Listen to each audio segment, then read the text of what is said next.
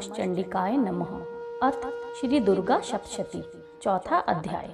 इंद्र आदि देवताओं द्वारा देवी की स्तुति। महर्षि मेधा बोले, देवी ने जब प्राकर्मी दुरात्मा महिषासुर और असुरों की सेना को मार दिया, तब इंद्र आदि सभी देवता भगवती देवी की स्तुति करने लगे और कहने लगे कि जिस देवी ने अपनी शक्ति से यह जगत व्याप्त किया है और जो संपूर्ण देवताओं और महर्षियों की पूजनीय है, उस अंबिका को हम भक्तिपूर्वक नमस्कार करते हैं। वह हम सबका कल्याण करे। जिस अतुल प्रभाव और बल का वर्णन भगवान विष्णु, शंकर और ब्रह्मा जी भी नहीं कर सके, वह चंडिका देवी इस संपूर्ण जगत का पालन करे और अशुभ भय का नाश करे। पुण्य आत्माओं के घरों में तुम स्वयं लक्ष्मी रूप में विराजमान हो और पापियों के घरों में तुम अलक्ष्मी रूप में विराजमान हो। सकुल में उत्पन्न होने वालों के लिए तुम लज्जा रूप होकर उनके घरों में निवास करती हो। हम उस दुर्गा भगवती को नमस्कार करते हैं। हे देवी, हम तुम्हारे अचिंत्य रूप का किस प्रकार से वर्णन करें। असुरों के नाश करने के लिए भारी पराक्रम और समस्त देवताओं और दैत्यों के विषय में जो तुम्हारे पवित्र चरित्र हैं, उनको हम किस प्रकार वर्णन करें। हे देवी, त्रिगुणात्मिका होने पर भी तुम संपूर्ण जगत की उत्पत्ति का कारण हो। हे देवी, भगवान विष्णु, शंकर आदि किसी भी देवता ने तुम्हारा पार नहीं पाया। तुम सबकी आश्रय रूप हो।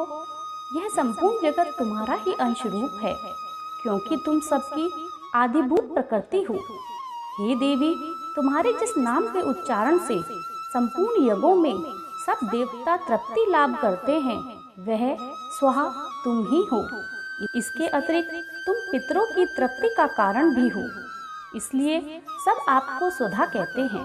हे देवी, वह विद्या जो मोक्ष को देने वाली है, जो अचिंत्य महाज्ञान स्वरूपा है, तत्वों के सार को वश में करने वाले, संपूर्ण दोषों को दूर करने वाले, मोक्ष की इच्छा रखने वाले मुनिजन जिसका अभ्यास करते हैं, वह तुम ही हो।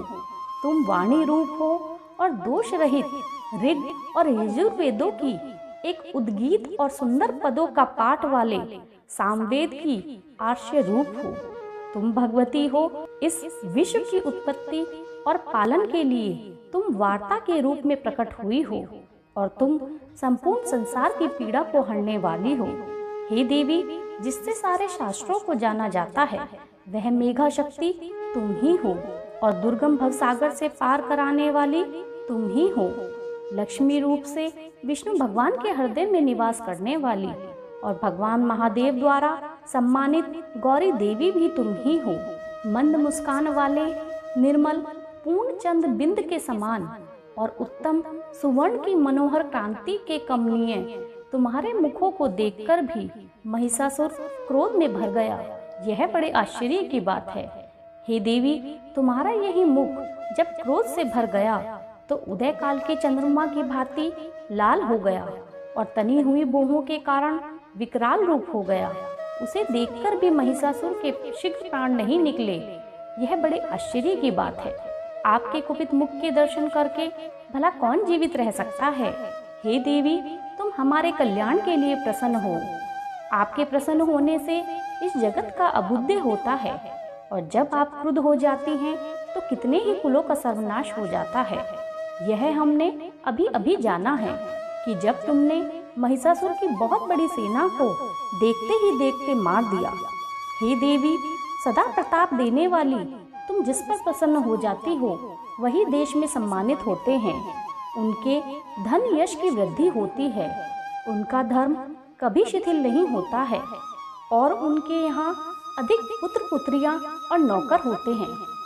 हे देवी, तुम्हारी कृपा से ही धर्मात्मा पुरुष प्रतिदिन श्रद्धा पूर्वक यज्ञ करता है और धर्माकुल आचरण करता है और उसके प्रभाव से स्वर्गलोक को जाता है, क्योंकि तुम तीनों लोकों में मनवांचित फल को देने वाली हो। हे माँ दुर्गे, तुम स्मरण करने पर संपूर्ण जीवों के भय नष्ट कर देती हो। स्थिर चित्त वालों के द्वारा चिंतन करने पर अत्यंत मंगल देती हो। हे दरिद्र दुख नाशनी देवी, तुम्हारे सिवा दूसरा कौन है। तुम्हारा चित्त सदा दूसरों के उपकार में लगा रहता है।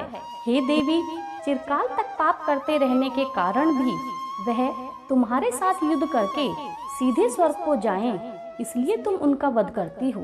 हे देवी, क्या तुम दृष्टिपात मात्र से समस्त असुरों को भस्म नहीं कर सकती? अवश्य कर सकती हो, किंतु तुम्हारा शत्रुओं को शस्त्रों के द्वारा मारना इसलिए भी है कि शस्त्रों के द्वारा मरकर वे सीधे स्वर्ग को जावें। इस तरह से भी हे देवी, उन शत्रुओं के प्रति तुम्हारा विचार उत्तम है। हे देवी, तुम्हारे उग्र खड़ग की चमक से और त्रिशूल की नोक की क्रांति की किरणों से असुरों की आंखें फूट नहीं गई।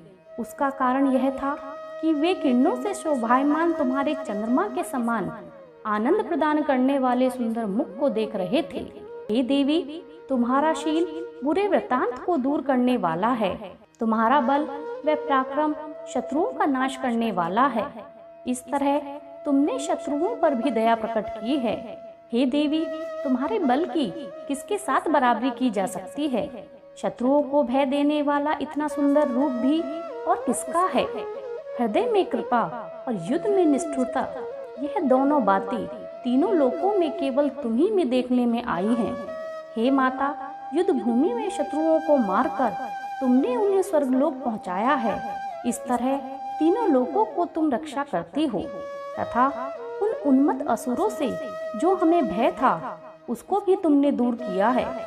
तुमको हमारा नमस्कार है। हे देवी, तुम शूल और खड़ग से हमारी रक्षा करो और घंटे की ध्वनि तथा धनुष की टंकारों से हमारी रक्षा करो। हे चंडिके, आप अपने शूल को घुमाकर पूर्व, पश्चिम, उत्तर और दक्षिण दिशा में हमारी रक्षा करो।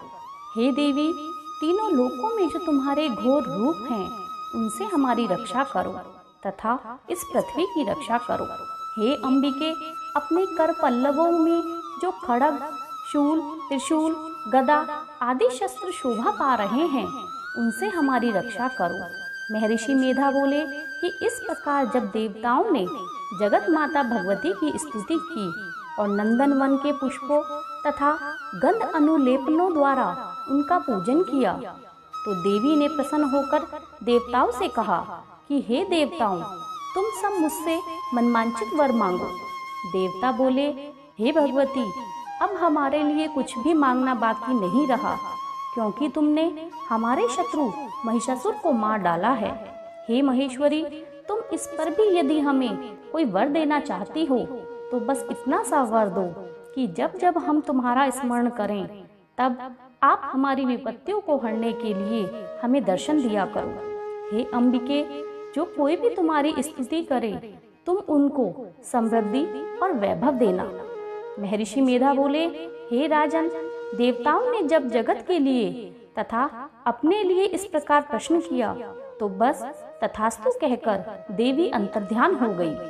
हे राजन, जिस प्रकार तीनों लोकों का हित चाहने वाली वह भगवती देवी देवताओं के शरीर से उत्पन्न हुई थी, वह सारा वृतांत मैंने तुम्हें कह सुनाया है।